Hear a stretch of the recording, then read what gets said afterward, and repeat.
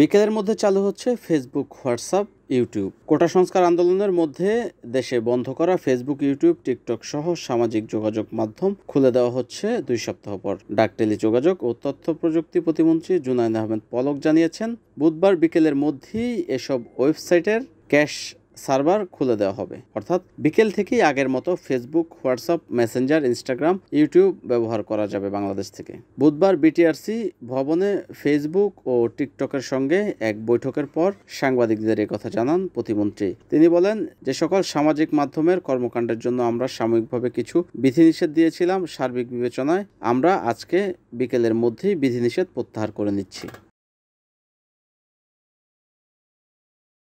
NN TV, Narayanganj.